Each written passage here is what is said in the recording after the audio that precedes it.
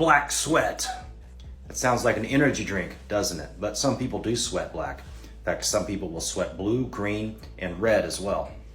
It's called chrome hydrosis, chrome, color, hydrosis, sweat. And it's kind of like sweating that milk out of the bottom of the Lucky Charms bowl when all the colors bled into it. Some people even claim to have sweat blood, like in the case of the stigmatization of St. Therese Newman. Did she sweat blood? Was it a biblical miracle? Was it just hallucination, misinterpretation of chrome hydrosis? I wasn't there. I don't know. The first case of this in the literature shows up in 1709. Mr. James Yonge in Plymouth, England, wrote about a little girl who 5 or 6 times a day her face would turn black. Then it would be wiped off. It would smut the cloth, to use his words. We need to bring smutting back. It's a pretty good word. But it was a French naval surgeon in 1864 with this fantastic name, Leroy de Mericourt, like Maricourt.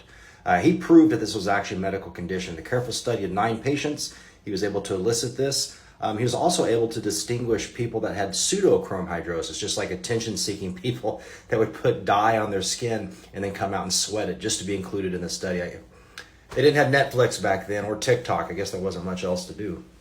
Back in the 1980s, there was a case of airline stewardesses. Yes, in the 80s, they were called stewardesses, you young people, that were sweating red. And it was worried that this was some kind of like, industry-wide problem. Well, come to find out, it was just dye from their life jackets when they would do the pre-flight safety breathing. Dye would get on them and be invisible until it reacted with sweat. Then they would sweat red.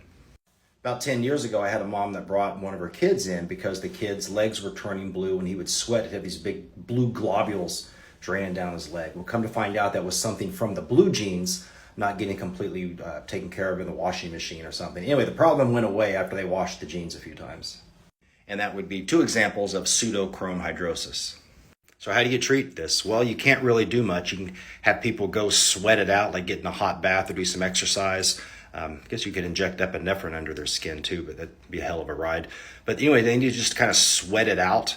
And then it should be good for 3 or 4 days afterwards. But it's a recurring problem. So there you go, black sweat. It's not an energy drink. It's not an exercise video. And it's not a Samuel Jackson movie. It's a real thing.